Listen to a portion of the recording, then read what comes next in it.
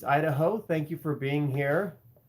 Apologize for being a couple minutes late. I sat down to start reviewing questions from a previous post and realized that a lot of those had to do with my wife's presentations and her experience. So I just asked her to join me here, and so she will be. If you want to know why you're so tired so often, look at this banana. It's fresh, brightly colored.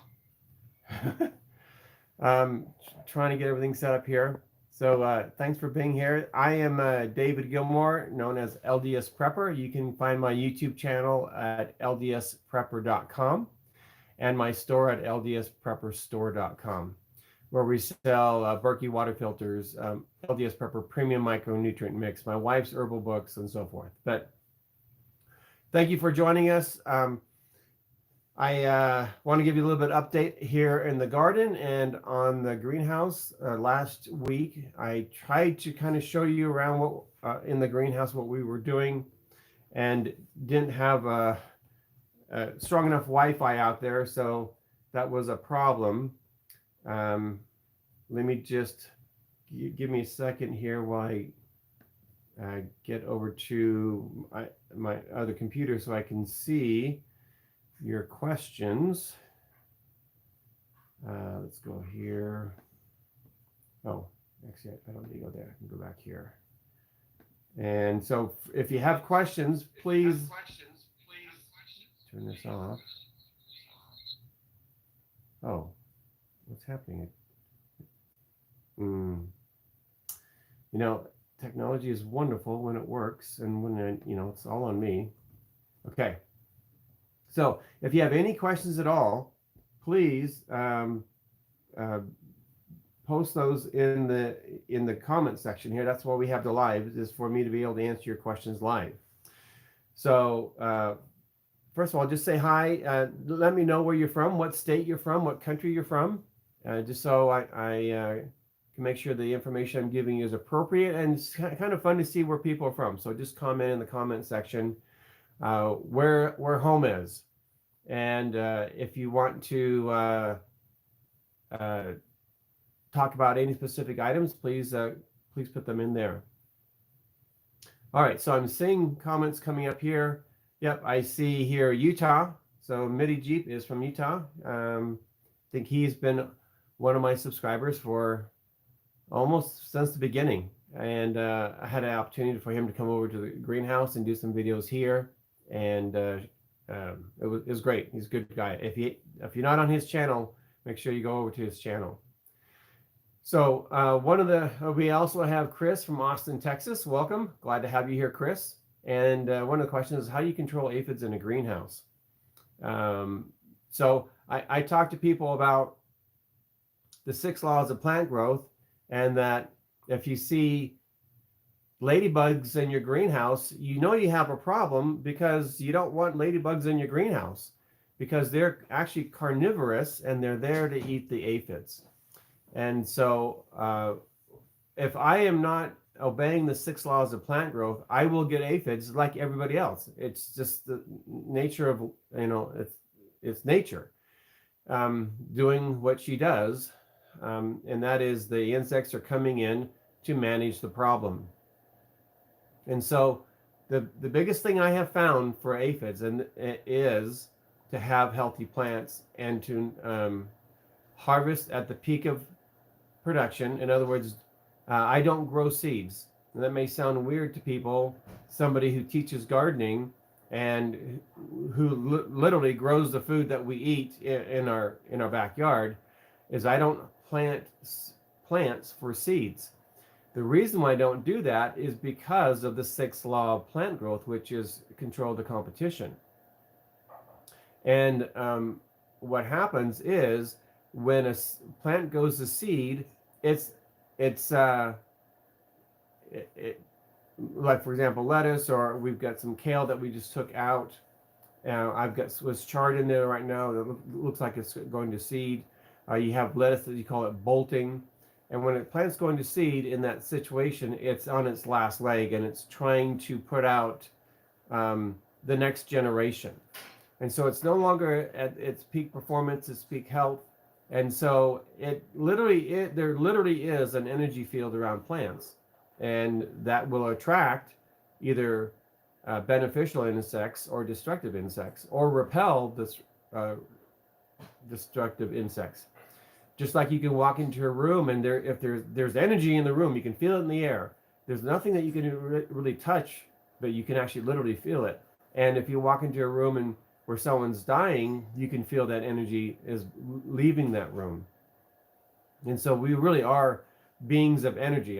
Everything really is. So have a healthy plant, and regardless of how you garden, if just make sure they have the best nutrition. Now, I just found that the easiest way to do that is using the LDS Prepper Premium Micronutrient Mix, which has all the essential nutrients in there. Once you mix it with nitrogen, phosphorus, potassium, and magnesium through Epsom salts. So that's just the fastest, easiest, most concise way for me to make sure my plants are healthy. Another very important thing with controlling insects is make sure you don't have the leaves touching the ground, because that just really makes it the leaves touching the ground are going to rot, and they're going to again attract those insects. If you do already have aphids in your garden, and when my wife comes in, I'll have her share an experience that we had in Texas. Welcome from the Ukraine. I apologize, I cannot pronounce your name, but glad to see you here. Dan, thank you for making that English for us. Welcome from the Ukraine, Dan. So she had a very interesting experience that you'll want to hear about aphids and how she was able to eradicate aphids very, very quickly. And if she didn't follow the laws of plant growth, how they quickly came back. So that's something to you'll definitely want to pay attention to. Again, if just let us know in the comments section where you're from and any questions that you have. I'm going to try to see if I can't keep up with the questions. Let's see, because what I'm seeing on my mobile phone is not the same thing I'm seeing. Okay, here we go. All right. They have okay. I was going to tell her they have questions. All right, so update on the quail. The quail are ginormous. They have grown so fast. It's exciting. And you saw in my previous videos where I had the brooding box that I'm using to raise the quail in, and that my wife had made for her chicken chicks. So today is moving day for those quail. They will be moving out to the full-size cages where they have plenty of room to move around, stretch their legs, all the water and feed is all set up for them. It's a very clean environment. In the brooding box, I have blue paper down, shop towels made out of paper, and I clean that out, and so that takes time. I'm concerned about it being healthy in there for them, so I'm cleaning it out. I replace the water every day for them. I replace the feed. So once they go into the full-size cages, which are 17 by, I think, 45, that are suspended in the metal racks that I purchased, then we won't have those issues. The water will be flowing. They have plenty of food there. I've got PVC coated 1/4-inch mesh at the bottom on the floors, so the feet are protected, but it's still nice and clean environment for them to be in. And so that is going well. So back to the greenhouse, what I've done this week is I can go down and buy seed potatoes. I don't have the actual seeds to make seed potatoes, to grow seed potatoes. And I can go down to a local nursery and buy seed potatoes, but I have a good relationship with a commercial potato grower here, and he actually specializes in red potatoes and yellow potatoes. And he's developed a very special line of yellow potatoes that have a long storage life. And the problem I had with my red potatoes this winter is that I wasn't on top of them, and they kept sprouting. and so it wasn't cold enough, and so forth. So I'll be better at that, and that's why it's so important to not only, when you buy a flashlight, you make sure it works. When you buy a ham radio, you make sure it works. You don't just put it on the shelf and then try to use it when the emergency's there. When you buy seeds, you don't just put them in the storage and then wait for an emergency to use them, because you don't want to waste the seeds. You need to have that experience, and that's what has happened with me with the potatoes. Is I learned that I need to do better at storage, and so I'm working on that. And then he shared something with me that I'd like to share with you, and that is one of the ways that they keep potatoes from sprouting is they spray them. I'm going to have to ask my wife, because I forget what they spray them with. But that's not a hook. That's I will find out, because I told her. Maybe it's actually in a text. But at any rate, they spray them with some kind of an oil, a mist. They mist them very lightly, and it prohibits the seeds, the potatoes from growing. So I will try that at the end of this year. I'll have a video on that. It's not olive oil, something else. But this year, so I'm growing 2 different varieties of yellow potatoes. Red potatoes, from my understanding, have the highest nutrition of all the potatoes. Now, a sweet potato is actually not a really, what we would consider a potato. So sweet potato is actually more nutritious than red potatoes. Then you have yellow potatoes, which are a step down from red potatoes for nutrition. And I'm growing this for nutrition. This is the primary source of my calories, are potatoes. And so I'm very aware of the value that I'm getting out of them. So let's see, chloroform. It's not chloroform. Then spray with that. I'll let you know for sure. So I'm growing 2 different varieties of yellow potatoes. One is a Yukon Gold, and he said that has a good storage, does well in storage. And the other variety is his own variety that he has developed and is very proud of. I'm going to try to see if I can. Maybe I need a longer. Yeah, my wife and I have a little different. We're different. You scrunch. I'll Yeah, stretch. yeah. Sometimes we actually have her sit on boxes. It's nothing she can control. It's just that it's a pretty tight camera here. I told you what the commercial potato grower sprays on the potatoes to stop them from sprouting. Do you remember what it was? Nope. It's in my phone, I think, but we're recording on the phone, so I can't check. I will post it here under in the description under this video. Okay, now there was a question about how to control aphids, and I thought it would be great if you could share your experience with your spinach in Texas. Would you like doing that? Okay. All right. I had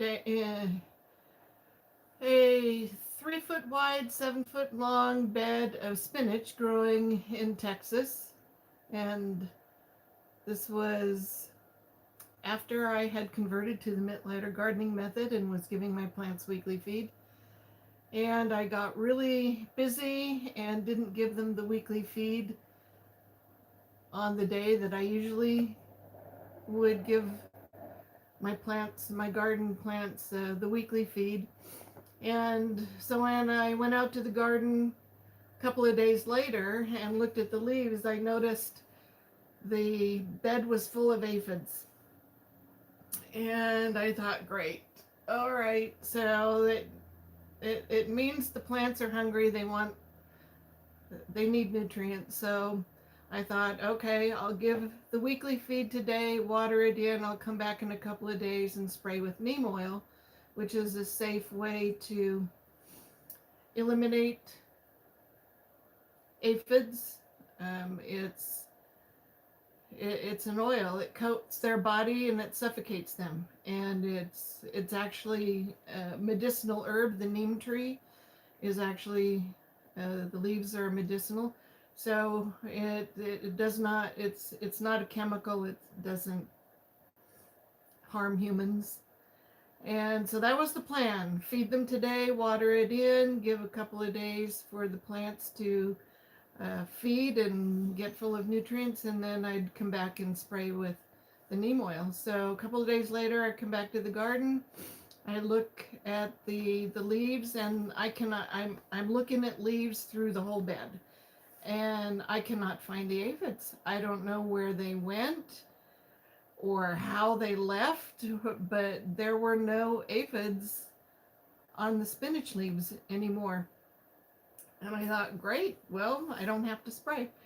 So a few weeks later, the same thing happened. I got busy and didn't give the plants the weekly feed on the weekly feed day. And when I got back out to the garden, the spinach was full of aphids again. So it really is related to plant nutrition. When the plants have all the nutrients that they need, they naturally know how to repel pests, the aphids and the mealyworms and the white flies and all the typical vegetable garden pests. Plants know how to repel those insects. They produce the chemicals within them that naturally repel those pests. And something else that I learned is that the job of those pests is to eat up the sick and the dying plants.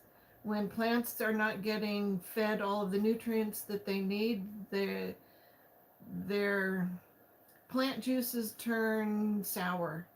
They're not sweet. And that's what attracts the bugs. That's what says, hey, I'm sick, I'm dying, I'm not healthy. And the job of the pests is to eat those plants up and return everything back to the soil. I mean, it's the cycle of life. And so the best way to mitigate for any kind of garden pests, maybe not grasshoppers and earwigs. Yeah, that's that's something else. diatomaceous earth. We can talk about that if people are curious. But your typical vegetable garden pests that come to eat up the sick and the dying plants. That's their job. And so if your plants are healthy, their cells and their juices and structures will be sweet, and those pests, they take a bite, I don't like that, and they go somewhere else, maybe your neighbor's yard. I don't know. We used to joke about that. I don't know where the aphids went, but my neighbor seems to have a problem with them right now. And so the reason why I've taken the time and the expense to purchase all the elements for the micronutrient mix and to make the really highest quality micronutrient mix possible is because it works. And with my whole heart, I am here to help people grow food as if their life depends on it. To grow very nutritious, very inexpensive food. And if there is a better way, I'm testing it. And people bring things to me all the time. I'm actually testing something this season, and the entire season. And I will let you know how that goes at the end of the year. And of course, the people who brought me the solution say it's the best thing since sliced bread.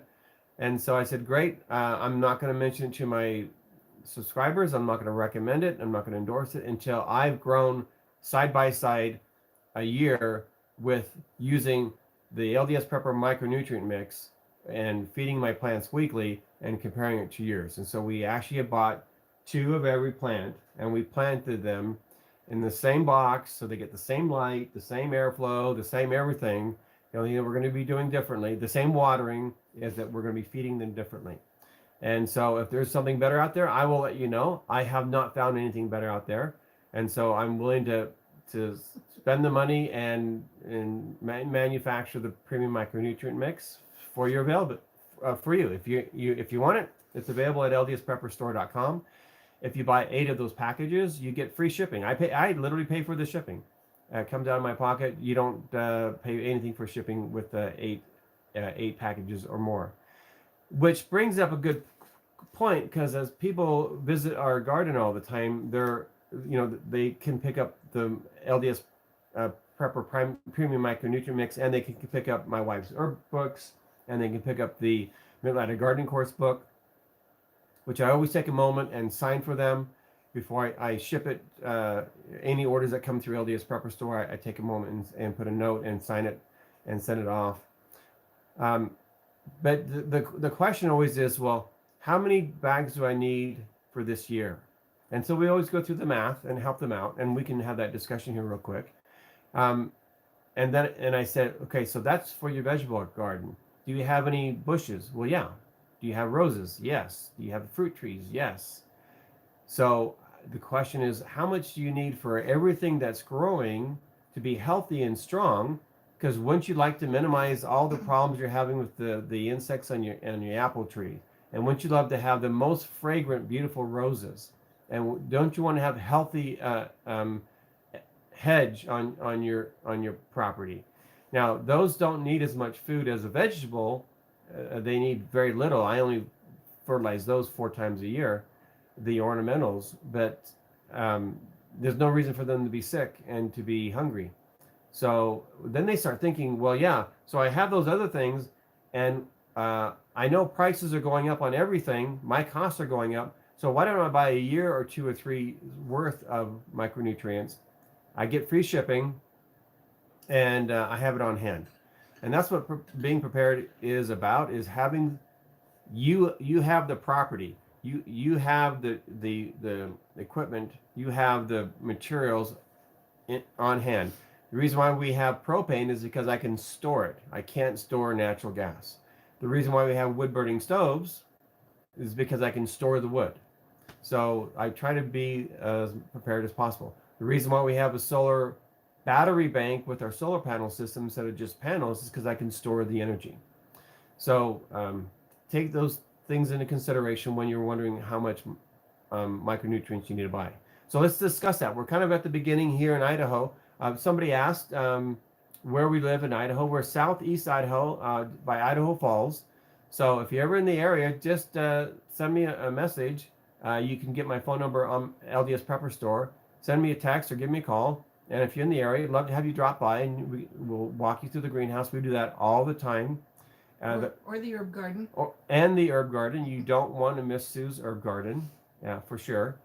And we're glad to host you and share what we're doing, because we're about helping people be self-reliant and grow healthy food and understand herbs. So we accommodate that, and it's not a bother. We appreciate it, and we know that everybody feels that, you know, I don't want to intrude on Dave and Sue, but we make time for that. And so it's a blessing for us, for you to stop by and for us to help you in any way we can.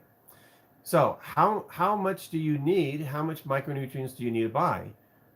Great question. So in my greenhouse, we have 4 boxes. They're all 30 feet long, and each of those boxes need 1 pound of weekly plant food every week. So we take the 20 ounces of micronutrient mix, and we mix that with 50 pounds of nitrogen, phosphorus, and potassium, and 8 pounds of Epsom salts. I usually do it half at a time, so because it fits in a 5-gallon bucket. I'll usually take a 10-ounce package of micronutrient mix, 4 pounds of Epsom salts, and 25 pounds of nitrogen, phosphorus, and potassium.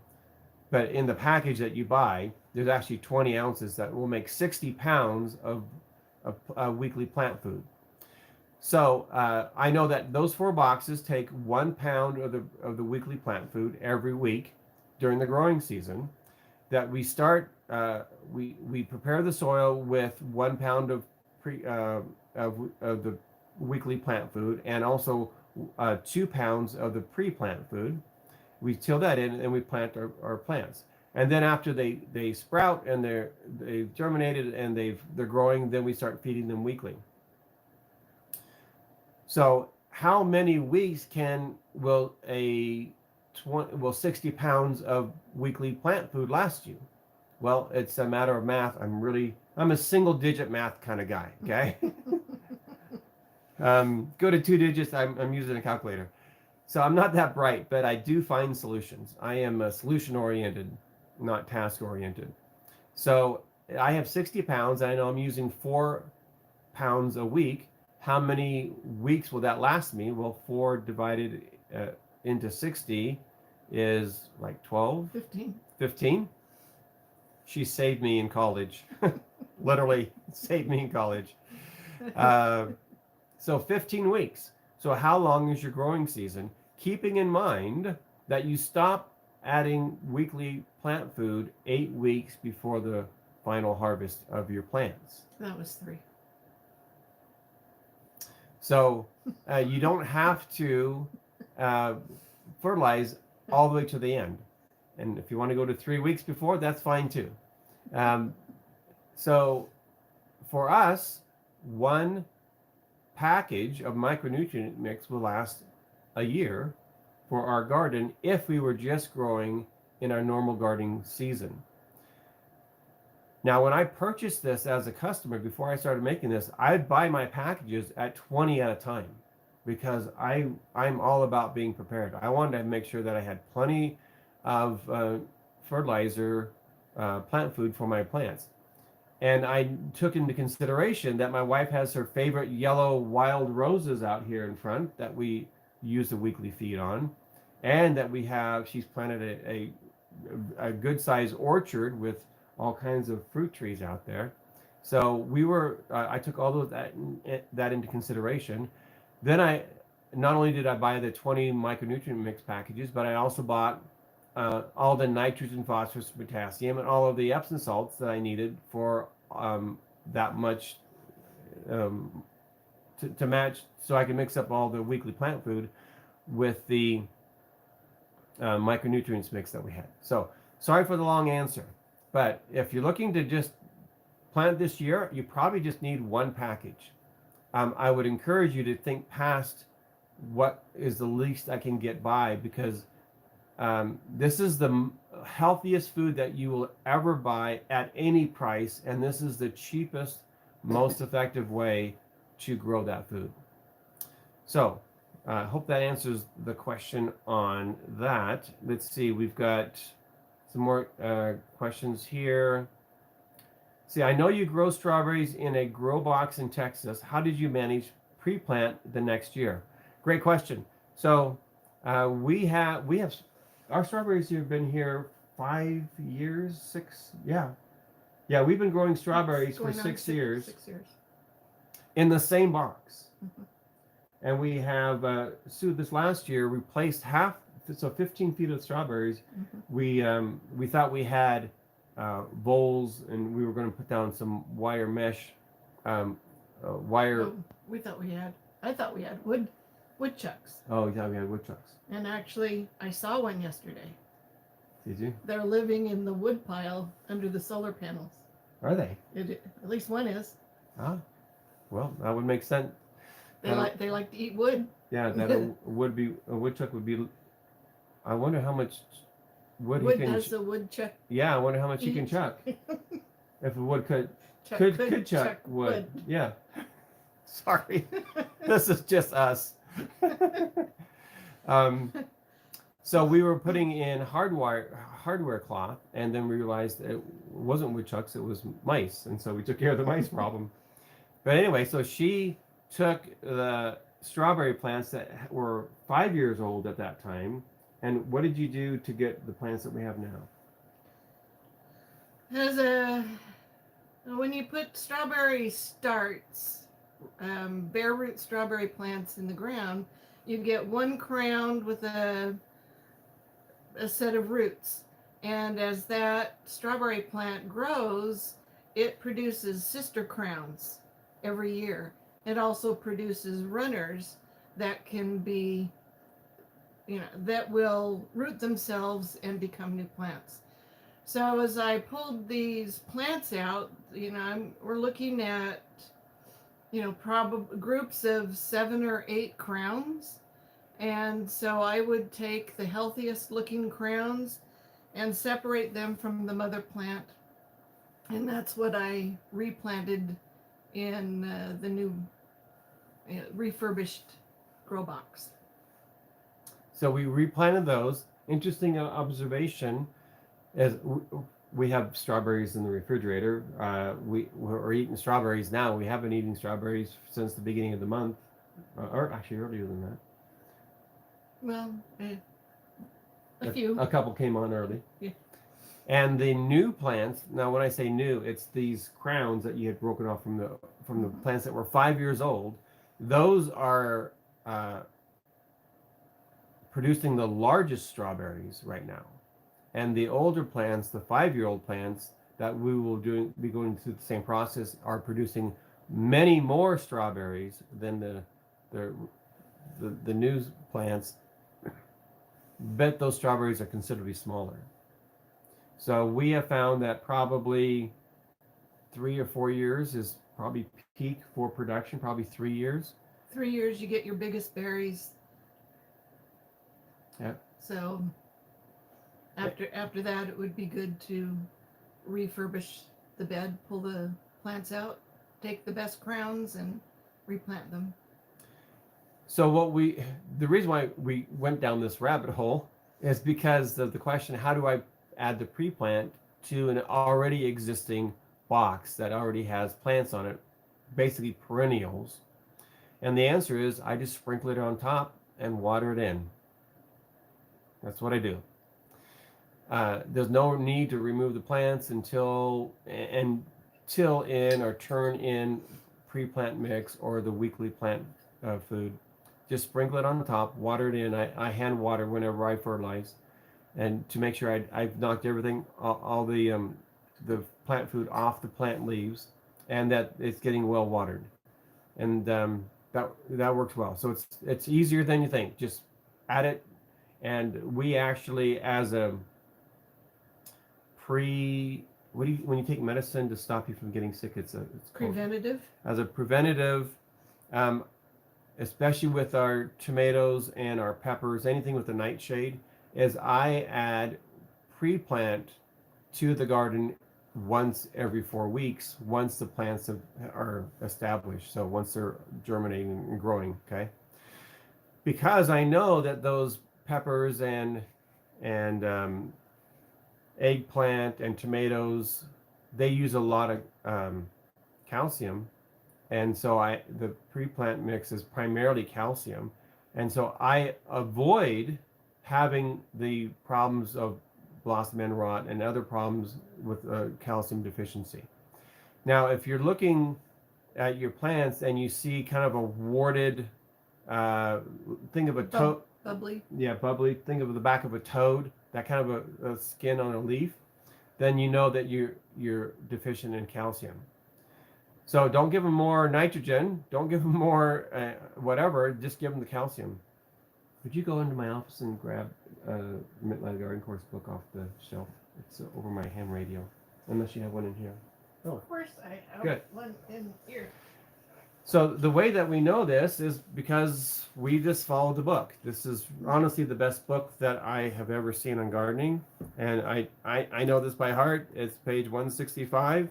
And that takes me right to how to recognize common deficiencies. And I showed this a little bit last week.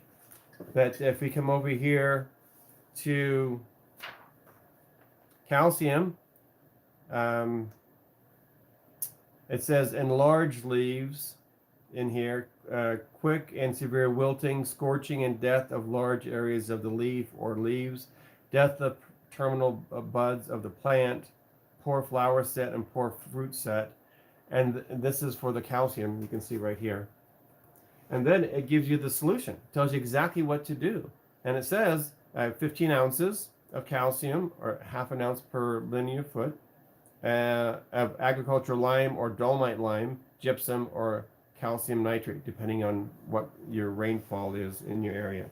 So if you're having plant nutrition issues, just come into this book. If you've got plant bug issues, just come take a look at the book and just go to how to control insects. I showed this a little bit last week. Don't see it right. Don't have that page memorized. Quick, yeah. I'm only at 165. So give that a look. We have that book in stock. I buy cases of them to make sure that I have it in stock for you. So feel free to go get that at ldsprepperstore.com. All right, we need to get through these questions here quicker. Let's see what we have here. Let's see. We've got frugal prepper. I think we have to remember gardening with multiple plants in neat rows is not natural. It's in nature's plants. This is a really good point. In nature, plants grow here and there. In gardening, we have to feed them to give them what they need. Very true. And so I hear people say, "Oh, we need to be just like nature," and I get that.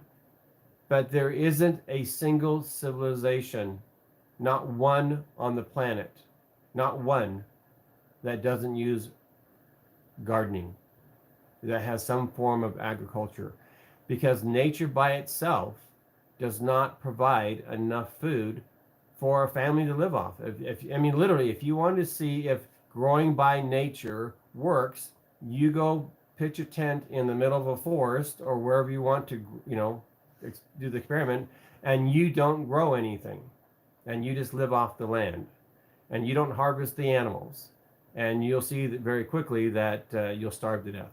So as much as I appreciate how nature grows, that's how nature grows. That is not how God intends us to grow. If you go to Genesis, the very first book in the Bible, the first commandment that God gave Adam and Eve when they left the garden was to till the soil. That's right from the guy who created nature, okay? And he is there to take care of his children.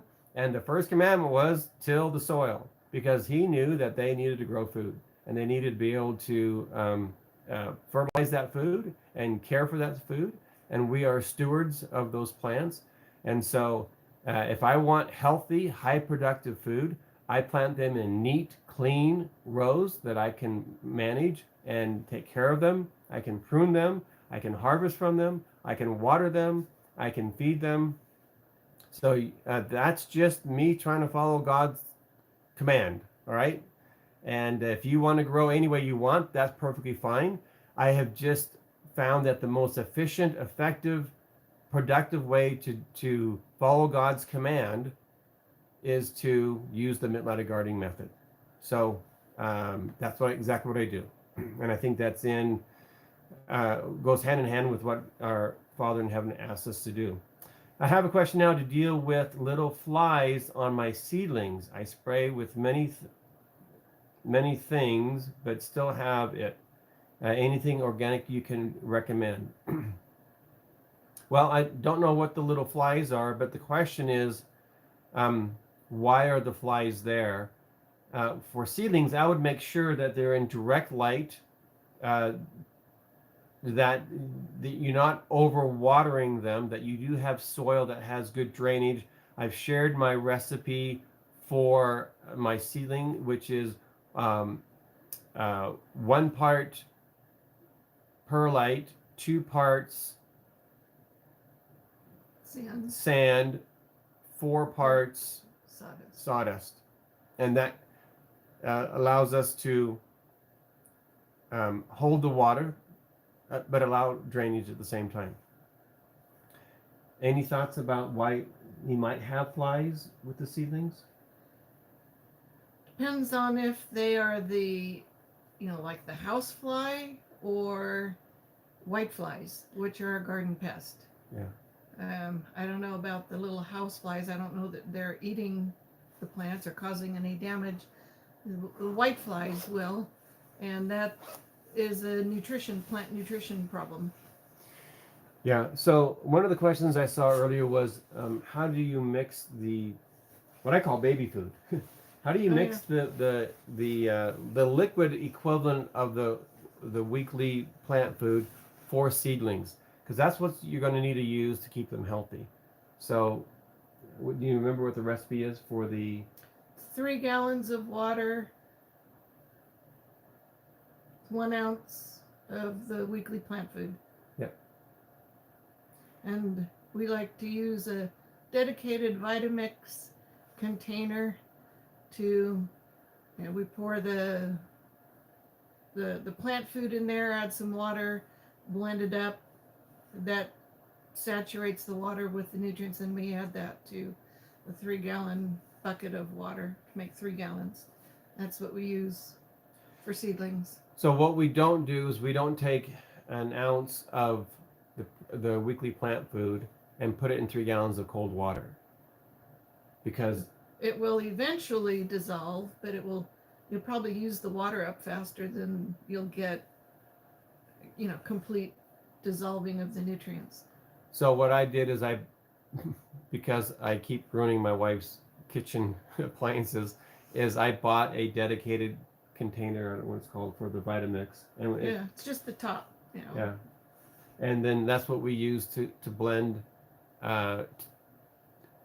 We put in the plant food and then put in water, and that makes helps it dissolve, but also makes the particles much smaller as you're blending it. And so when we apply it, we have like a little stick or something, and we will just stir the bucket before we fertilize the seedlings, and that has worked really well. If you don't have that option, I know that I've seen other people get a tea kettle and boil water, and then put the plant food in that, a few cups of water, and dissolve it that way. That works too.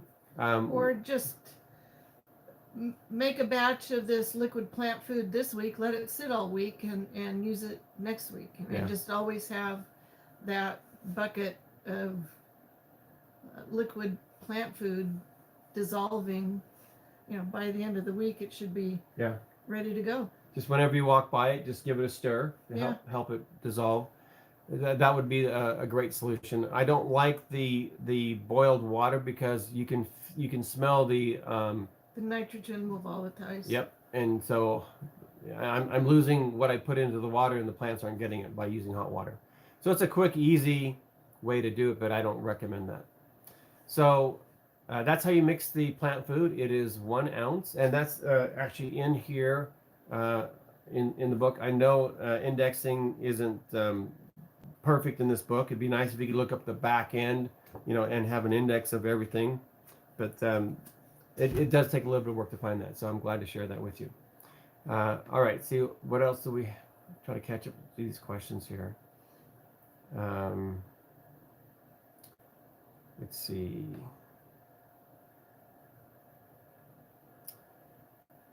Let's see. Why do I need a book to prep? Well, that's a good question. It depends on how you want to prep. If you want to follow the mint-ladder gardening method, then you need to know what the method is, and that's why you need a book. The best book to prep, the good book. I like that. Yeah, for sure. Our most important prep is spiritually. That's for sure. Okay. Someone says, I don't need a hedge of roses. That's great. My wife has it's a wild plant of yellow roses. It's beautiful. It only lasts for a few weeks. Yeah, very short-lived. It came with the property. Yeah. So it's a good medicinal. And it's on our property. It's our stewardship. So we take care of that. If you don't want roses, that's perfectly fine. No problem there. Let's see. If you know everything, then you don't need a book. That's for sure. If the power is out there, then you don't have access. Yeah. So Teresa mentions the World Wide Web, and that's one reason I recommend getting a hard copy of the book, because we live in a very luxurious life right now, and we just anticipate the power to be on and the water to be flowing and the internet to be there. Well, that may not always be the case. So having a book on hand, a $25 book that could literally save your life, is a pretty good investment in my book. Okay. Maria says, love you guys. Thank you. All I need is dry foods, water, fire, and self-protection, along with shelter, and I can survive. Yep, that would be surviving. We have shared with you our food storage plan and how we plan on thriving. And we are trying to build a community online and in our neighborhood so that everybody thrives, that we're not the only person with bullets and seeds and a book. Okay, I'm trying to think of everything with bees, but anyway, as far as seeds, like I mentioned, I don't save plants for seeds. I don't grow my own seeds. We do harvest seeds from like the peas and the beans and the tomatoes and those kind of things that generate that we're actually, that's the fruit that we're eating. But I do, and we do have millions of seeds in our food storage, literally millions. And if you're looking for the highest quality seed, heirloom seeds that you can purchase, that include the books for gardening and how to save seed and so forth, go to the ldsprepperstore.com and look at the gardening seed banks. Those are absolutely the best, bar none, on the planet. That's why we recommend them.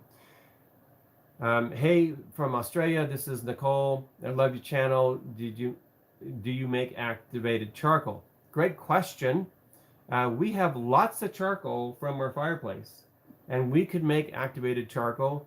We don't make activated charcoal for two reasons: is that we don't need it, because we have all of the nutrients that the plants need in a very clean, easy to apply plant food using the LDS Prepper Premium Micronutrient Mix.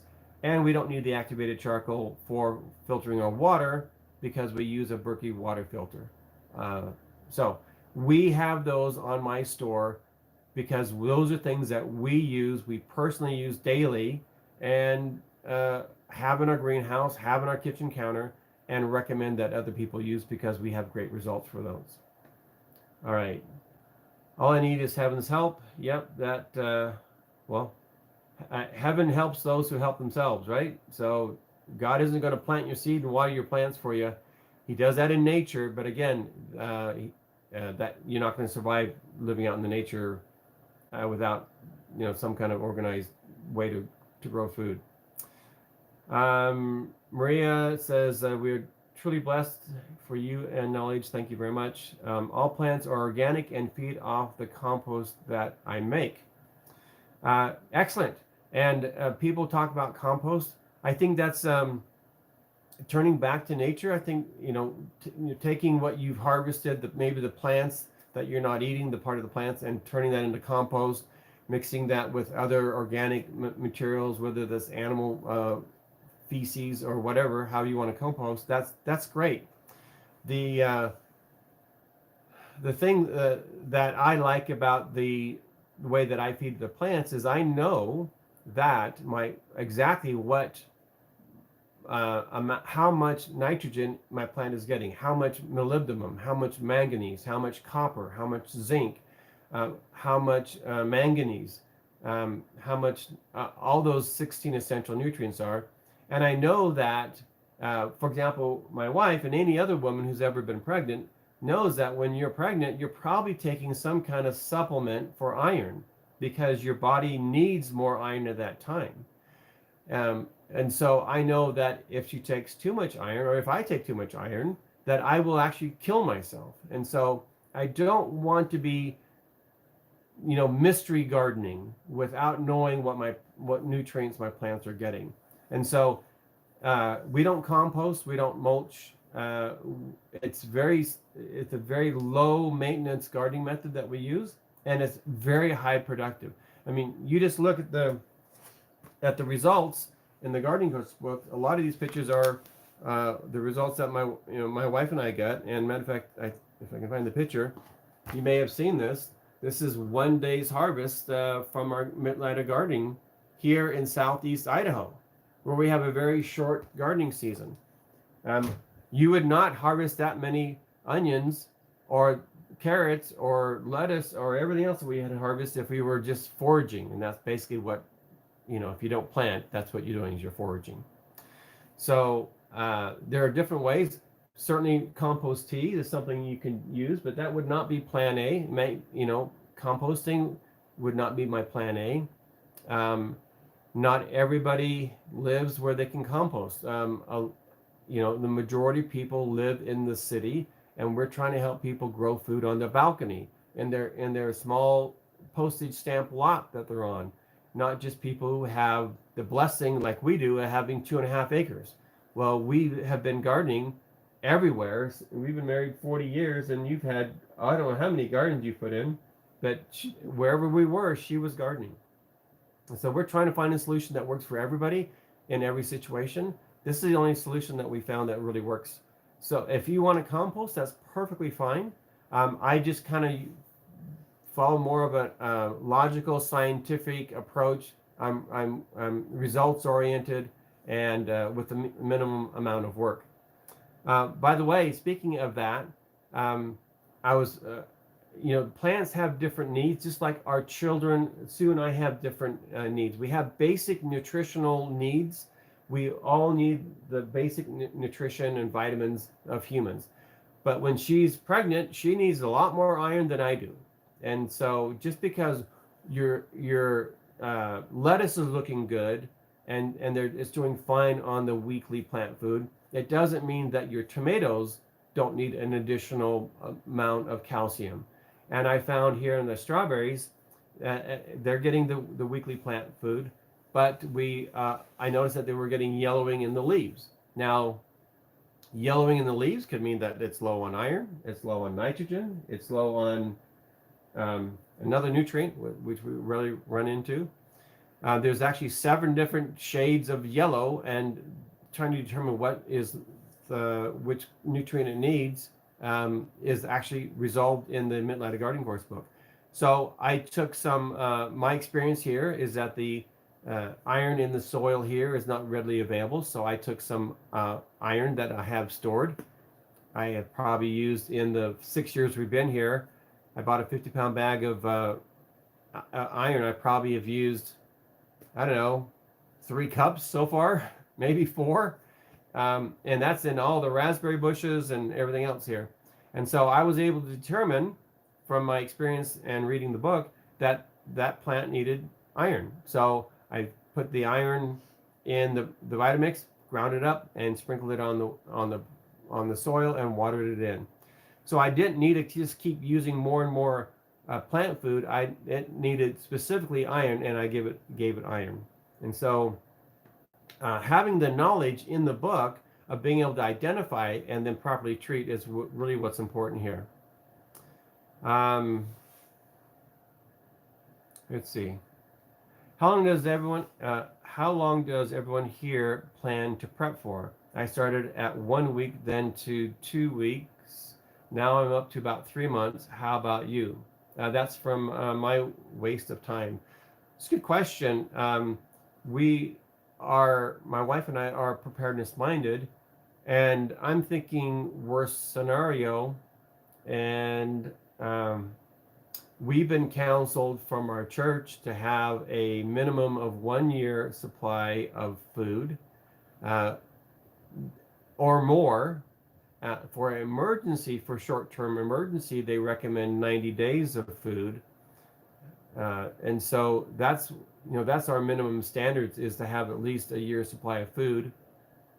What we have noticed that will dramatically and has dramatically increased our food storage length is that we have stored food, but when we are growing food in our garden and we're supplementing our stored food with our garden food, our stored food lasts considerably longer. I would say 2 to 3 times longer, because instead of just taking a soup mix, a prepackaged soup mix that's in a bag that you add water to and you have soup, we're adding to that potatoes from the garden, we're adding to that carrots from the garden, and so forth. And so we're getting a lot more, and we're getting live food into our stored food. So I would just put it out there that if you're up to 3 months, that's awesome. I think 3 months would absolutely be, that's bare minimum. If you lost your income, if you lost your job, you figure it takes 90 days to get back on your feet, get a new job, get that income coming back in. So if you've got a 3-month supply of food in your pantry, you've got what you need to get you through that temporary hardship. If you have 3 months worth of food in your pantry, you're better than 99% of the population in the United States. But that's not where I would stop. I would get at least a year's supply of food, stored food, and most importantly, a Berkey water filter. Because if you get a year's supply of food and you drink tainted water, I don't care how much food you have, you're dead. Okay, because you're gonna dehydrate, you're gonna have diarrhea, you're gonna be throwing up, and that food is not gonna help you. So having clean water, the ability to filter any kind of water that you come across, even radioactive water, the Berkey filter does that. So that's why it's one of our highest priorities. So congratulations on having 3 months. I would keep going. You want to be the person that could help somebody, not the person who's there to take from somebody. I mean, that's kind of, just think, it's your stewardship to provide for your family, not somebody else's stewardship. It's not the government's, it's not your neighbors, it's not the person at church. I'm not growing food for anybody in my church. I'm not storing food for anybody in my church. I'm not paying their mortgage for anybody in my church. I'm not buying their cars. I'm not, that's their stewardships. And that's their blessing to have that stewardship, and that's their responsibility, their God-given responsibility and stewardship. So I would not take that away from them. But I do everything I can to help them in that stewardship. But I've told them when the time comes, don't come knocking on my door, because I don't have food for you. I'm not storing it for you. I'm not buying it for you. That's your stewardship. I will work very hard and take my time to teach you how to grow your food.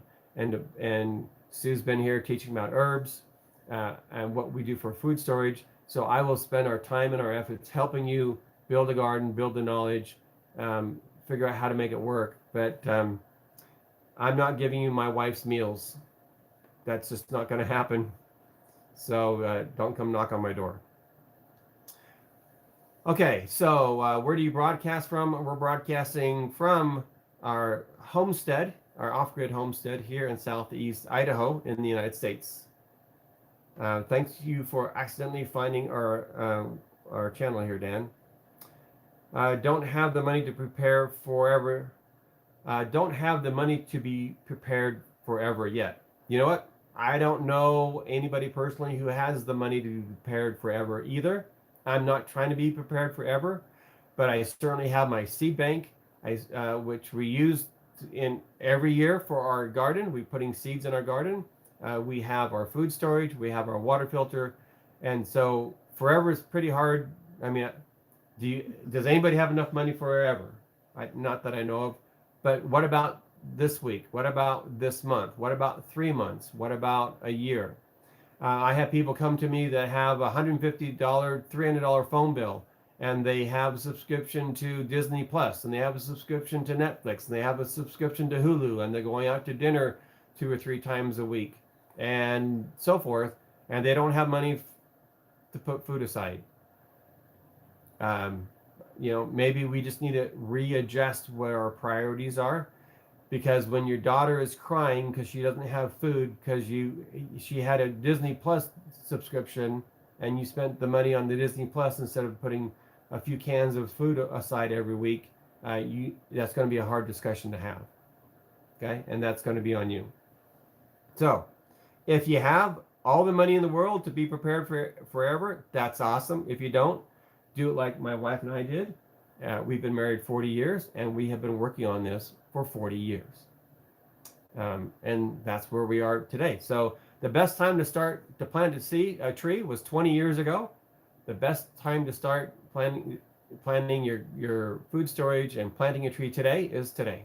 So just make those priorities, have that discussion, and get prepared.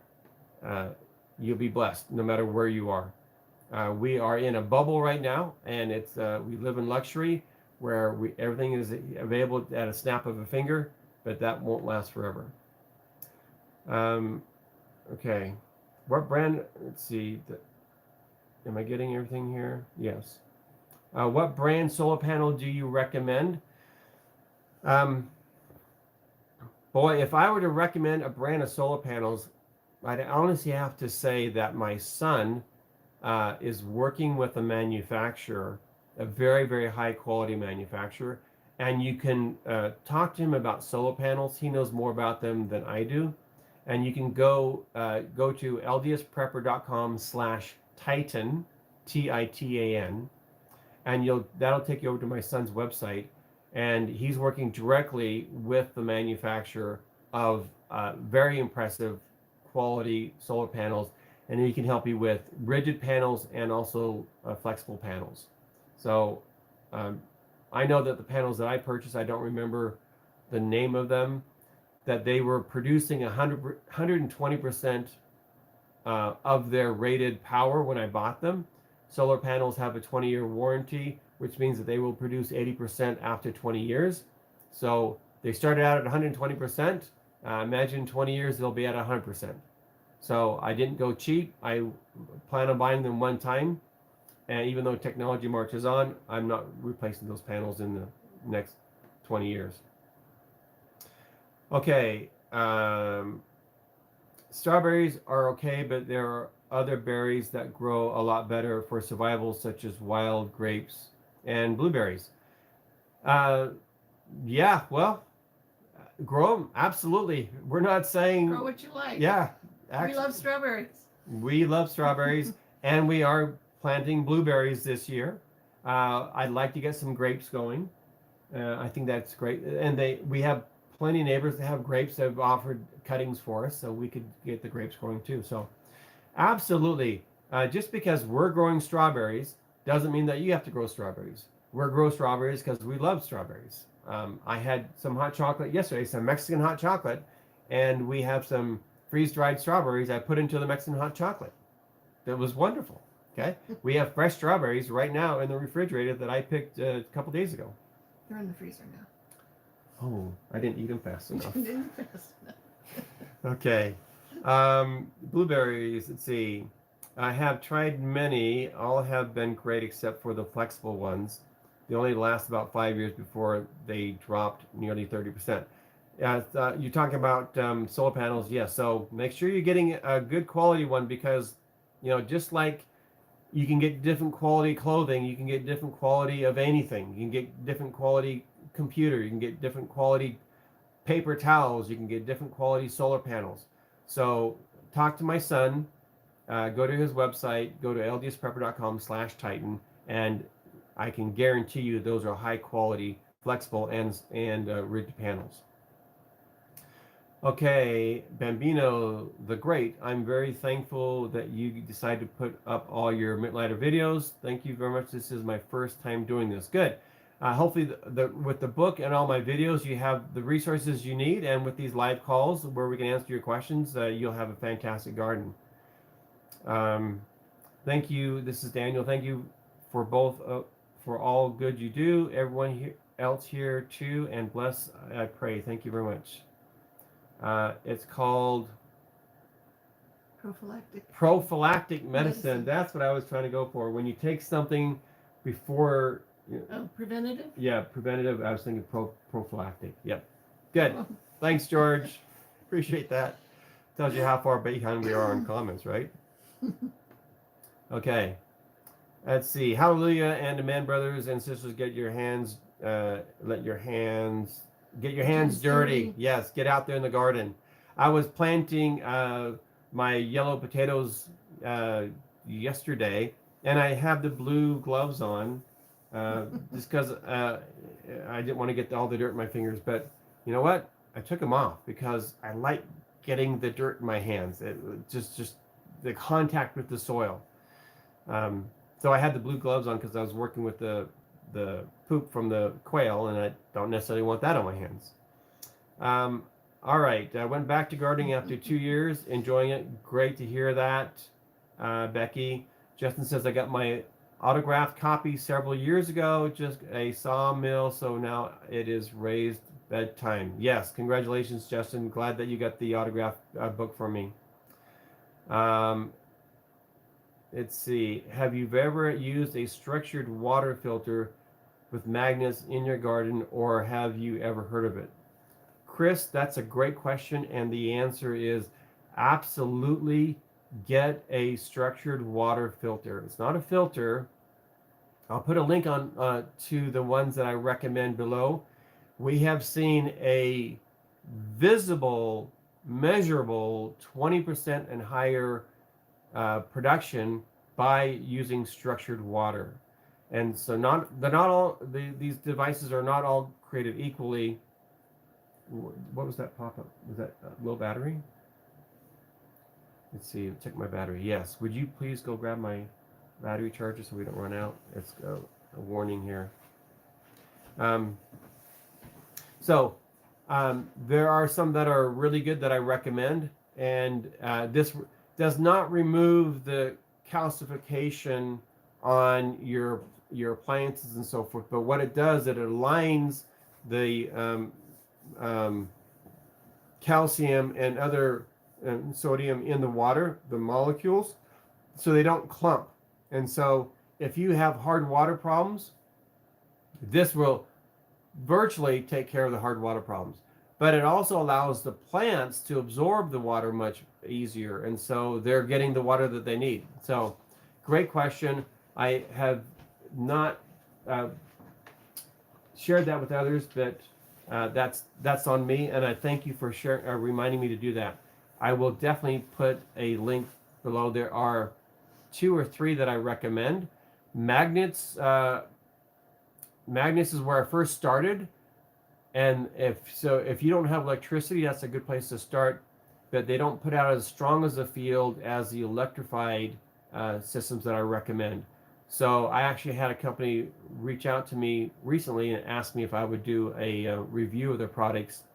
So I will be showing that to you here. But yes, that is a proven production method that commercial growers use to increase their productivity, which lowers their costs, right? All right, I'm gonna go plug this in. Can you see if there's any other questions you can answer while I'm doing this? If you guys like what you're hearing here, please give us a thumbs up. We could certainly be doing other things in the morning, but we're glad to be here for you. But we just need to know if this is beneficial to you. So thumbs up down there would be appreciated. So, Bambino the Great, first time tuning in live. Great to have you here. How often do you do live broadcasts? Once a week, every Saturday morning, 9 a.m. Mountain Time.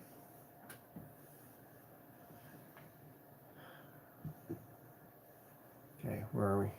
Can you comment on current political situation? Where's that?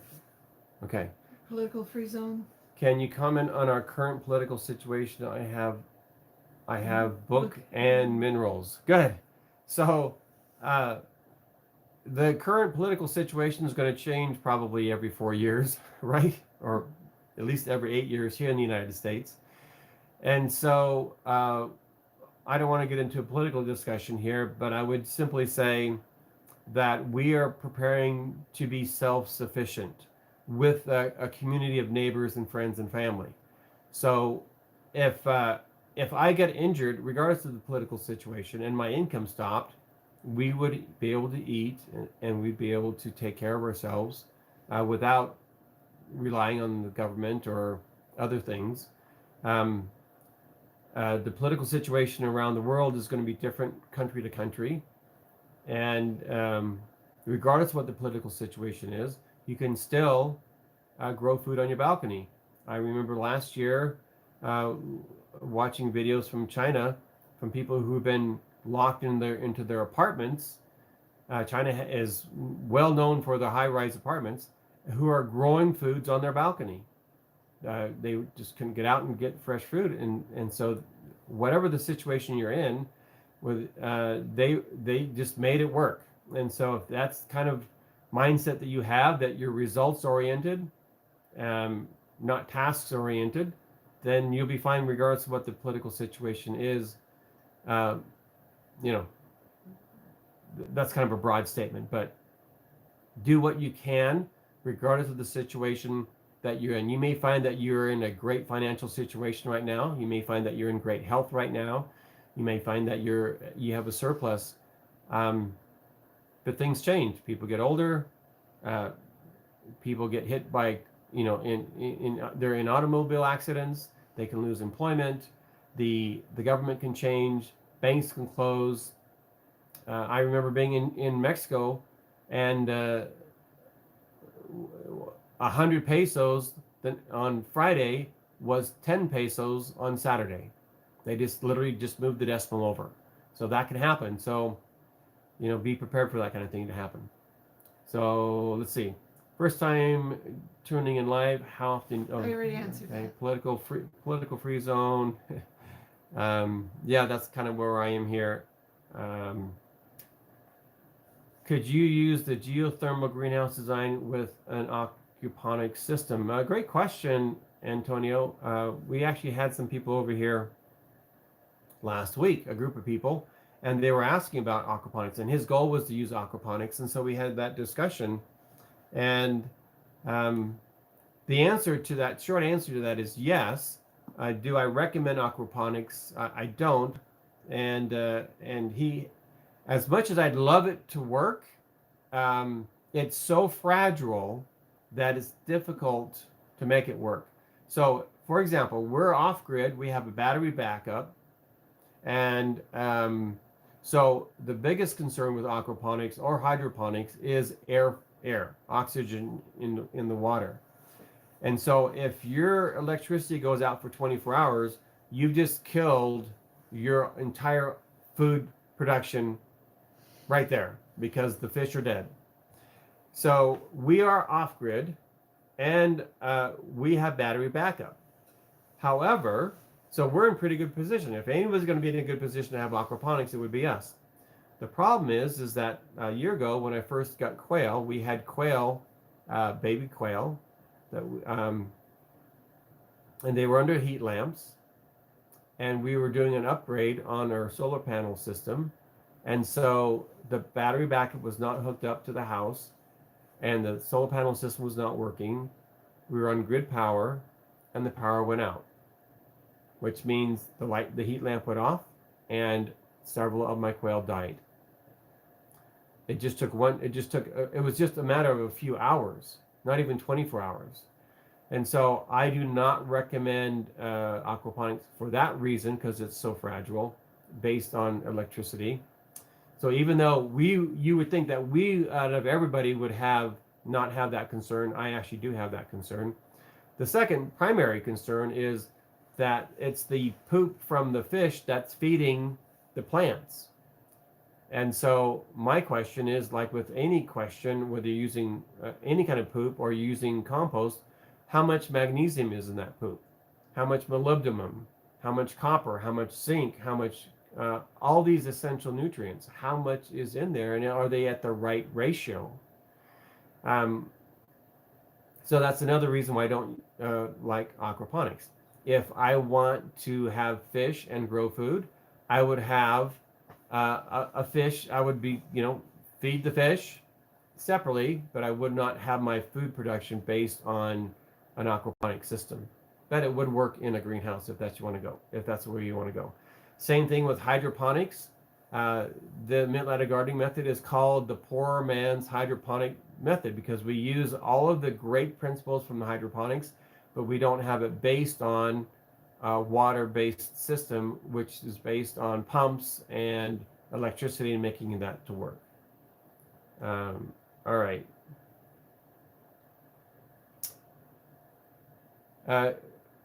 Vochos Grande, are you still a mentor? I am. I do coach people on how to make money online as affiliate marketers using YouTube advertising. And so if you are interested in learning how to make a living online as an affiliate, marketing products that you'd like to share with the world, I can help you with that. Just send me a text message. You can get my phone number over on LDS Prepper Store, and I can work with you on help you with that.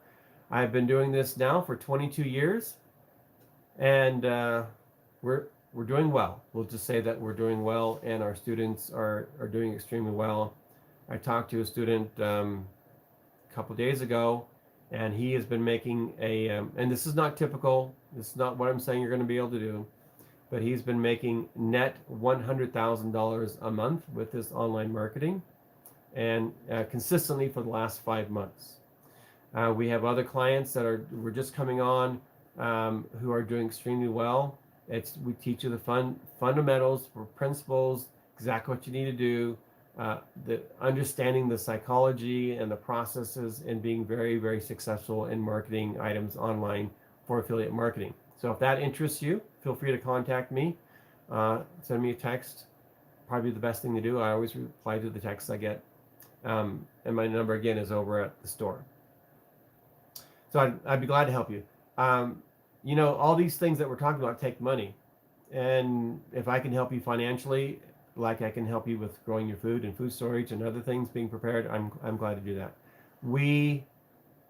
That's what we do, is we help people. Sue spends thousands of hours researching and writing her herb reference manuals, and hundreds of hours one-on-one with people in her herb garden and giving classes. It's never meant to be a source of a livelihood for us, but we are willing to share however we can help so that you can be prepared. All right. But if you're putting in that in your soil every year, do you get it replaced? I'm really bad at reading out loud. Would you mind reading these out for me? But if you're putting that in your soil every year, do you get it replaced, the soil, or how do you control the amount of nutrients that are building up in the soil?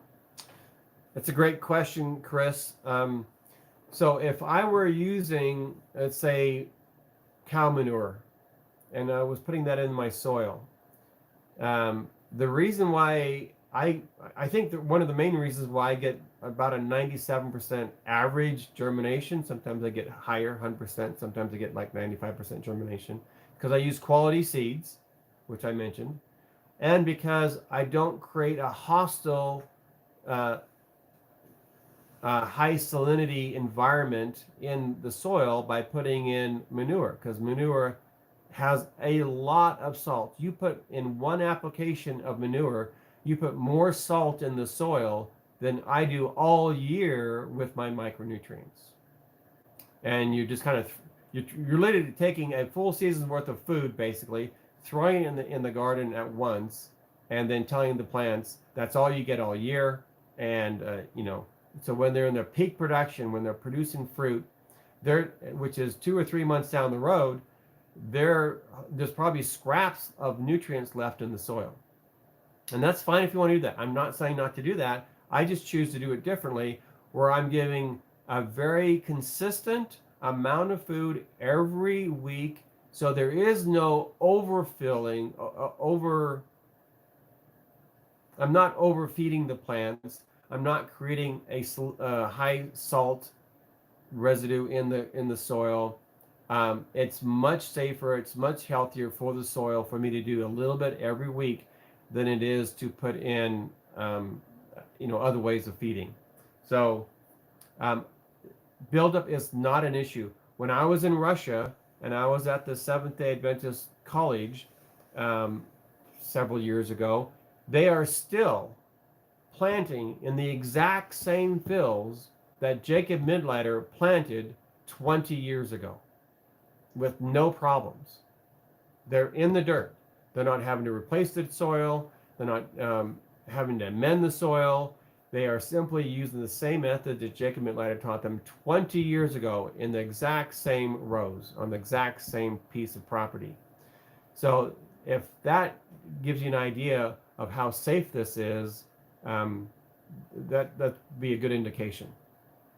So we have been planting in our rows here for 6 years now, and with no problems with the buildup in the soil. You can tell if there's a problem by looking at the plant. If the plant leaves are looking burned, that's because of the salinity problem, a buildup of salts and minerals in the soil. We're not seeing that at all.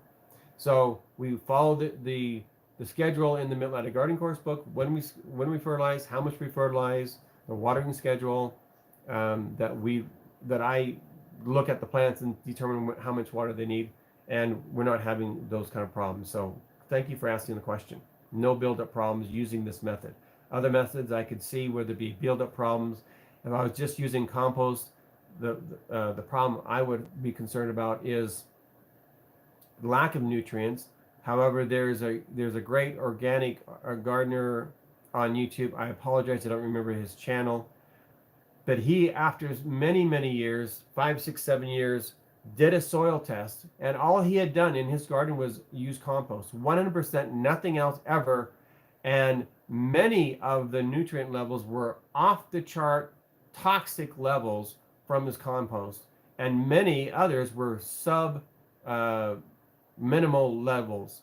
And he said, I need to rethink what I'm doing here, because he really doesn't know from batch to batch what nutrients are in his compost.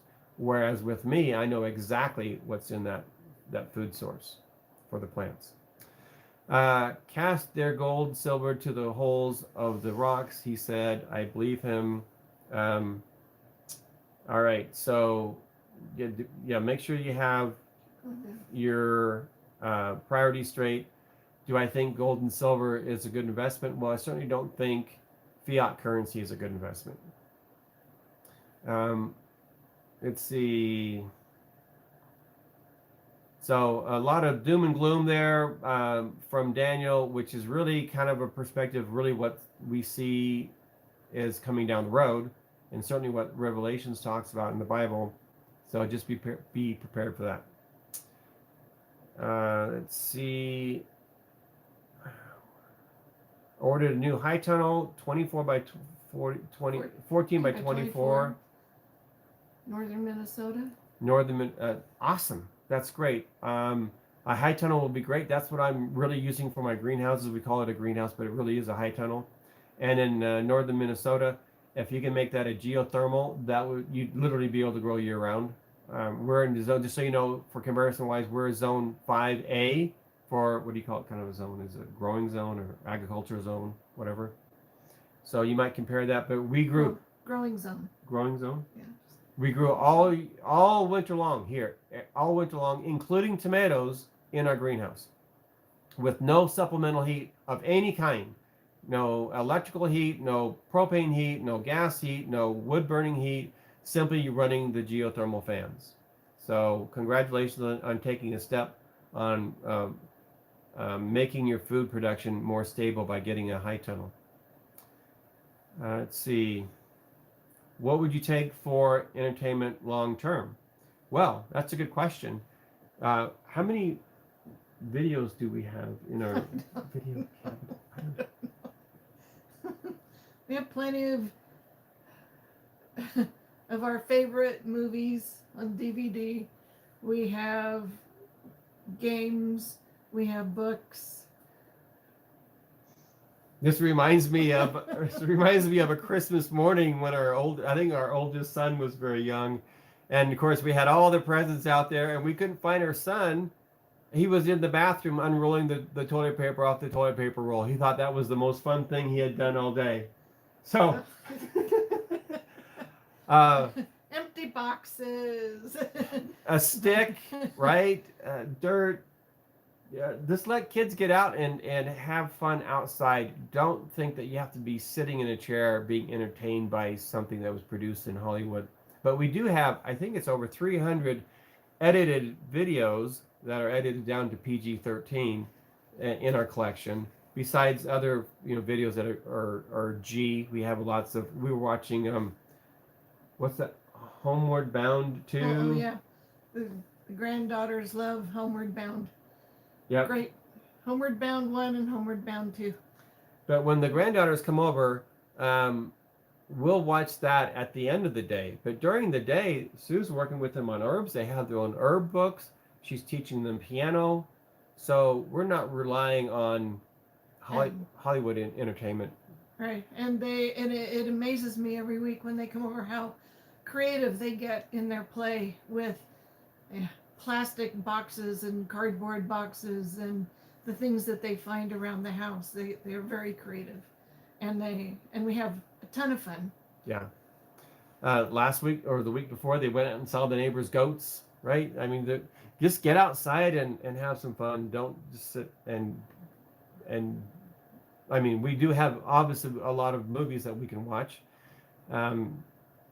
We watch Shoke a lot.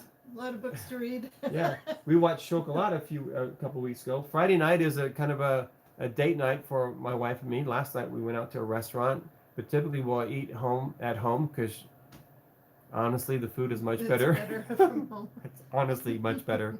And we'll sit down and watch a movie, but we do that once a week. So entertainment, that is important, but certainly there's lots of ways to be entertained. All right. Where would you homestead if you were starting right now? Why don't you answer that? Go ahead, give your perspective. Where would you homestead if you were starting right now? That's a great question. Start with where you are right now. Even if you're on a small city lot, you can grow enough food for your family. Just convert what you've got into a garden. If you can make an in the garden greenhouse. You don't have to build a huge greenhouse. And start where you are. I would think about the safety of the community that you're in, the state that you're in. I would think about how that state's government thinks about you as a citizen, and whether they're pro self-reliant and pro productivity. I would want to be in a place that my neighbors are of the same mindset. So and of course we're looking for a place to grow food, but we're also looking for a place where our neighbors aren't sitting on top of us. The reason why we moved from Houston, it was because it was growing so fast that we didn't feel that it was a safe environment. And so we moved to 2.5 acres out in the county. And now, right now I was sitting at a county board meeting 2 nights ago, and there's 500 houses being built within a mile from our house. So, and another, who knows how many right next to us that we're fighting. So do what you can. We like being out in the country, and we like being in the country, not in the city, because when we're in the city, we're required to use city water. It's illegal to have a well. We're required to use natural gas. You cannot have propane. So all those things make us dependent versus self-reliant. So we put ourselves in a position where we are self-reliant. So I would think about, where are people that you might think who would be like-minded. Joel Skousen has a great book on relocation. Can you grab that on my shelf? It's up in the kind of your eye level. And he talks about the economics of different states. He talks about the mindset of different states. He talks about population density.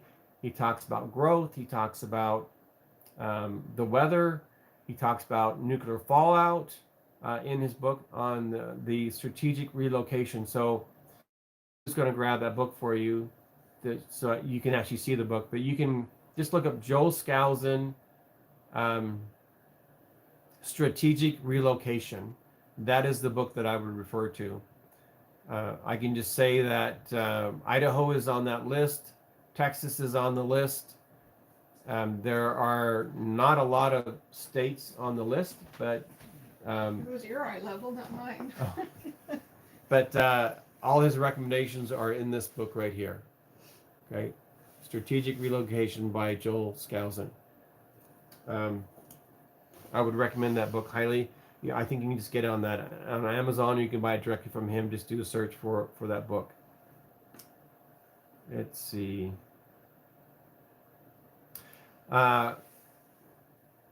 Good morning. Just wanted to thank Sue. Yes, thank you very much, Janet. Sue's awesome.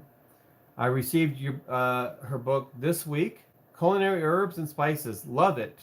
So thank you, Janet. Glad that we got that to you, and I'm glad that you love it. Sue does not hold back. That is a reference manual that she built for herself and is sharing with you. So everything that she knows about culinary herbs and spices is in that book. And she does update those reference manuals every couple of years. You have the latest reference manual. So Congratulations for getting that and learning how to get medicinal value out of herbs in your cooking. You have 4 reference manuals. What are those names? Medicinal weeds, so common backyard weeds that have great medicinal properties. Collection of common first aid herbs you'd want to have on hand for burns and bruises and cuts and wounds and stuff like that. First aid applications. A reference manual on how to make your own remedies. So just basic instructions on 20 to 25 different herbal remedies that you can make with plants. And then the culinary herbs and spices, the medicinal properties of what you've already got in your kitchen cupboards and pantry. It was this is stuff that we use every day. It was interesting. I was making my Mexican hot chocolate, which has cinnamon in it, which is an herb, has great medicinal value. This is a spice, and it has cayenne pepper in it, which is an herb or a spice. And so I'm mixing this in the kitchen, and I'll turn around, and Sue is giving the chickens medicinal herbs in their food. So do we really believe this stuff works and is helpful and it helps build the immune system? And yes. It helps with the circulatory system? Yes. Do we use it ourselves? Yes. And she's put a lot of time and heart and effort into those reference manuals. Highly recommend them. You can get them at ldsprepperstore.com. See. I have lots of iron in my water. Yep, you may have lots of iron in your water. And that's just maybe the situation. We have lots of calcium in our water. The thing I like about and so with the iron, you'll get red coloring. So you may want to use the solutions I'll post down below after this video on structured water. So you might take a look at that. I also have little flies in my seedlings. They are fungus gnats, which is what I was anticipating. That's why I talked about the soil drainage. I think the soil is too wet, and that attracts those those insects. Those little gnats. They can damage roots. Yes, hard to control once you have them. Use sterile soil from your seedlings and don't overwater. Love your channel. Yes. So absolutely agree with everything you said there. Solid State 2000. Drainage is the big issue. I have a video of me several years ago when I first started out learning how to grow seedlings that they got the root rot, whatever it's called, because I didn't have proper drainage, and I was getting those little bugs. So I'm speaking from experience when I shared with you my recipe on my soil mix. Why that is because now I do not, since that 1 year, I do not have that problem, and that's why it's so important to plant a garden now when your life doesn't depend on it. So you learn these things and what you have to do to adjust. So thanks for sharing that. I love your take on life. I'm not LDS, but have learned so much from you. Thank you very much. Is it Coin 777? Coin. Okay. Worm casting are great. Yeah, worm castings. Again, that's poop. It's great food. If you want to do that, that's fine. I know people make a living off of selling worm castings, and that could be plan B or C. Again, what's the level and amount of the micronutrients and the nutrients in the worm castings? All these things help. You could literally go out there and urinate on your garden and it would help, because the soil does. I mean, I was having a discussion with Sue the other day. God has put all the nutrients that any plant would need forever in the soil where that plant is growing. It's just not bioavailable to the plant. And so until we have the knowledge of releasing those, so that the plant has unlimited nutrients, which I think will come when Christ comes again, then we have to supplement. It's our stewardship. God has given us the opportunity to learn how to work with these plants. And so when we're out adding calcium, where does that calcium come from? Is that this Petroleum product? No, it comes from what? Where does limestone come from? Well, lime. It comes from limestone. God has put all the minerals in rock, so it's preserved. It's there. We can remove what we don't want. We can add limestone, which is gypsum, or lime, dolomite lime to our soil, and make it available to the plants. Where does iron come from? It comes from a mineral. All these are elements, on the elementary table. You can't create iron. You can't create calcium. These are things that we have to get from nature. We harvest them just like we do our food, and we apply them as good stewards. Hello, joining in late. What got you into herbalism and general natural organic living? Sorry if somebody asked already. A great question. I'll let Sue answer that, Derek. And then we're going to wrap up here just pretty quickly. So what got me into herbalism was some personal health issues that popped up in my life. I was not satisfied with what the traditional medical community options were for me, and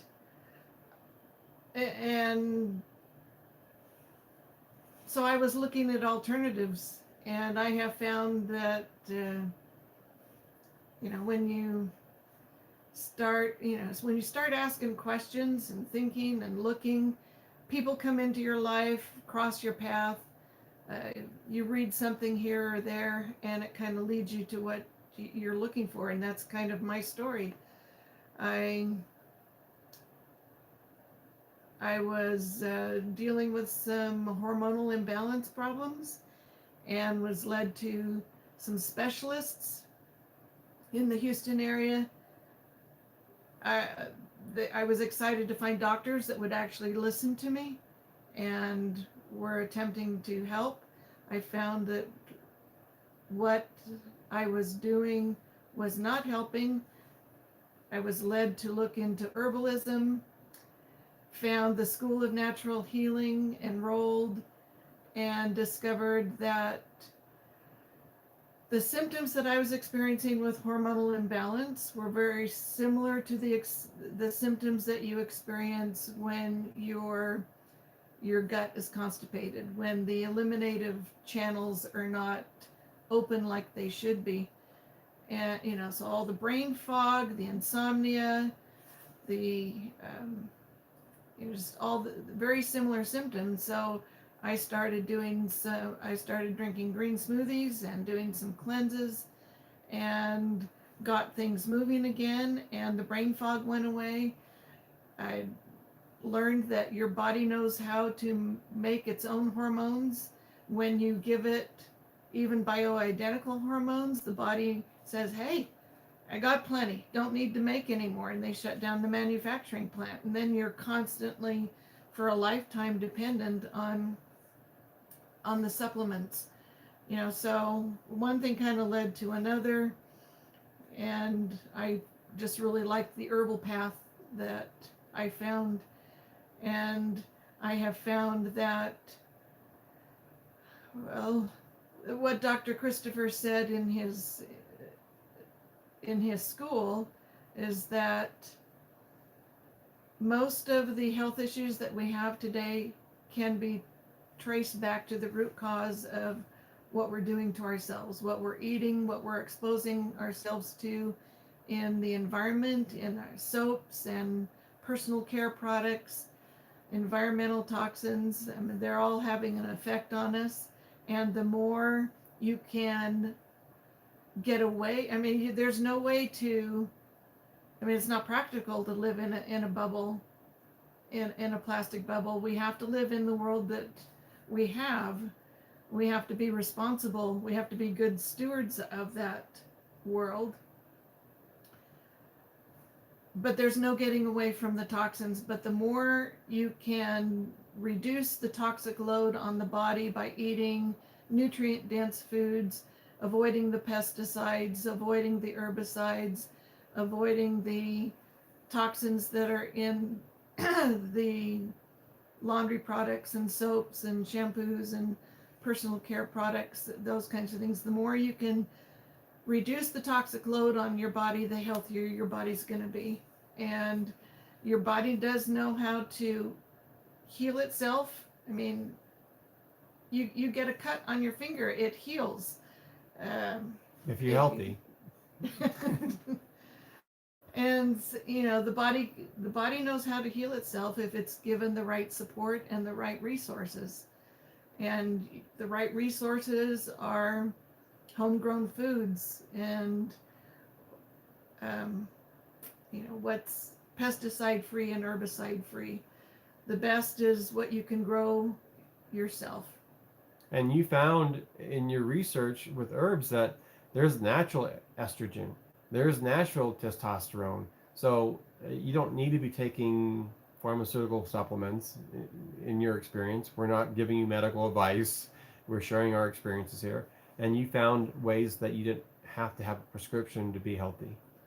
Yeah, plants do have natural estrogens and hormone-like substances, but better than that, they have the building blocks that help your body build the hormones that it needs. Thank you. All right, so quick question here from Bambino. How do you handle pests like deer and rabbits, which we have in spades here living out in the county? The best thing that I found is an electric fence. When we had our outside garden, we're gardening exclusively now in greenhouses, but when we had our outside garden, a little electric fence that had 3 rows of wire. I think the bottom wire was like 5.5 inches off the ground, and the top wire was 11.5, 12 inches above the ground.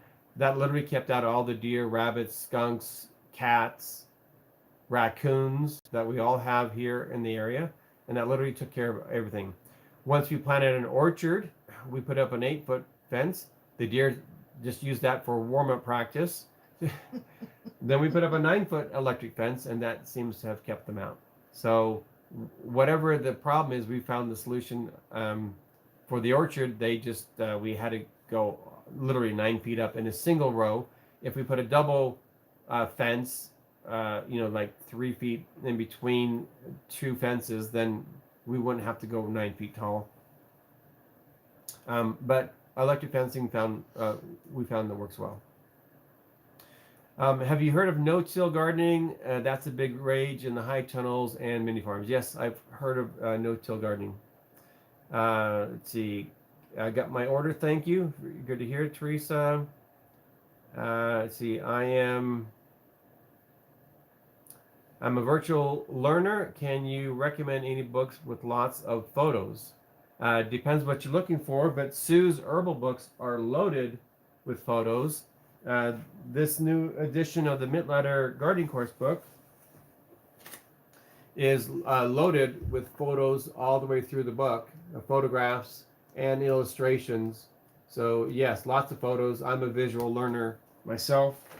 Sue does a lot of reading. I do a lot of watching because I if someone's explaining something and showing it at the same time, that helps me learn better. So I'd recommend her herbal reference manuals and the Mittletter Gardening Course book. Thank you for your time and advice. You're very welcome. Is it Noble? Shalom. Have you thought of choke berries or aronia? Aronia berries? Yeah, or choke berries.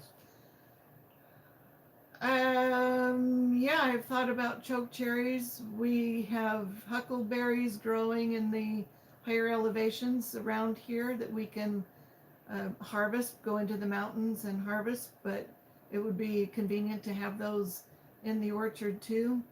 Aronia berry is a really good source of vitamin C. Don't know much about growing them, what growing zone they're in, but if you can grow them, a really good source of vitamin C. Delicious berries too. Yeah, in our geothermal greenhouses, I'm finding that I can grow anything other than tropical plants. So because it gets cold, too cold for them in the winter here, but semi-tropical and anything else I can grow here without a problem. I'm in Zone 3 in Alberta, Canada.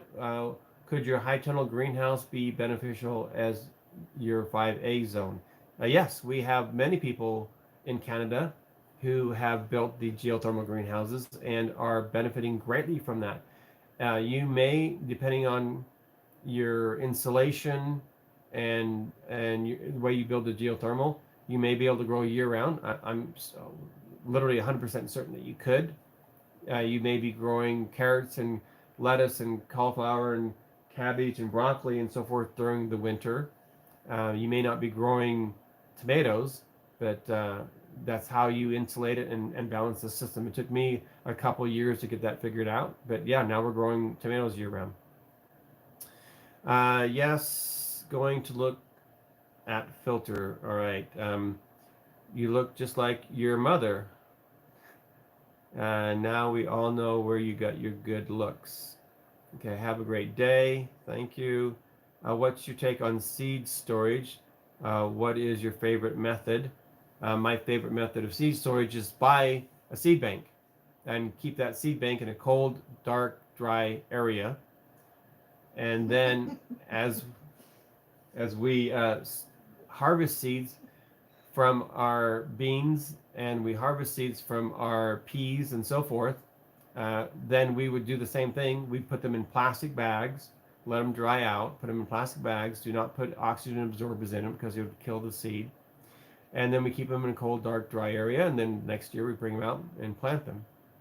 So if you're looking for seed storage, I would recommend going and taking a look at the seed banks of the heirloom seeds at ldsprepperstore.com. Do you guys eat? Oh, so is that why you were laughing? Yes. Do you guys ever eat anything unhealthy? I don't think M&Ms are unhealthy. I think that's probably a power food. Superfood. Superfood, yes. Superman food. Yes. We do have a tri-berry pie on the counter that I picked up, was it earlier this week? Yeah. That I picked up from Sherry's Pies. So, do you guys ever eat anything unhealthy? I hope we don't come across like we only eat like rabbits. We certainly try to eat healthy, and I think we eat substantially healthier than most people. We're not eating a lot of processed foods. We do have some treats, that's for sure. We even canned candy bars in our food storage that our kids found and unsealed the number 10 cans and got into. So yes, we do splurge. I have hot chocolate. I don't know that hot chocolate is particularly healthy. And I'm not adding the cayenne pepper and the cinnamon primarily for health reasons. I'm adding it because that's the way I like it. So yes. So we're not 100% totally healthy, but if you are 85% eating healthy, then we have not found that occasional treats or eating out where you don't know what you're getting is that harmful. Sometimes when we do go out, we order whatever we want. I oftentimes afterwards will feel like, oh, my body really didn't like that. But, so we're not 100%, but I think as long as you're in the 85% healthy range, then that's a good place to be without feeling like you're restricted. I have found that I'm a kind of a convenience eater, and I'm busy all day long, and so I want to grab something that's ready to eat. And I have thoroughly enjoyed the carrots that we harvested. So because Sue has washed those for me and put them in the refrigerator, what do you call them? Reconstitute them when you put them in water. They're just, I don't know. So I harvested them. She put them in a bucket of water, let them, get nice and juicy. Washed them, put them in the fridge. I will grab that now before I'll grab M&Ms. But if those carrots aren't there, I'm going to grab an M&M or 2 or 3. Okay? We actually have a little... Sue bought me a bubblegum machine, and we primarily had it in my office for the grandkids. and but I was emptying the bubble gum machine because it has M&Ms in it. So I'll come into her office and pick up some M&Ms. But yeah, we primarily eat clean, healthy, non-processed foods. That's our normal diet. In order to be able to do that, you need to know how to cook. You need to know how to take ingredients together, not just get a box, and you need to know how to process foods. I love it when we're growing food in the greenhouse and in the herb garden, and Sue will walk out and grab some sage, and she'll grab some of this, and she'll grab some of that, and she'll put it into the stew that we've made made with the potatoes and the carrots and so forth. We just had some wonderful carrot soup that you made. Yeah, it was just got to make some more. It was amazing. So if you want to eat healthy, then create your own fast food. So you're eating healthy fast food, and that's what works for me. Thank you so much for being here. Thank you for the thumbs up. Thank you for sharing this. We are sharing open booked from our hearts what we do, hoping that this will inspire you, that'll give you the information that you need. The most important thing you need to know is go out and do it, because you'll have a different experience in South Carolina than we had in Idaho, or in Europe, or somewhere else in the world. But you won't know what you need to do until you do it, and then you'll learn what you need to do to make adjustments. So thank you so much for being here. Please take action, and now is the time to prepare, because when the time for action comes, the time for preparation is over. This is LDS Prepper and Backyard Herbalist, wishing you well, and reminding you that if ye are prepared, ye shall not fear.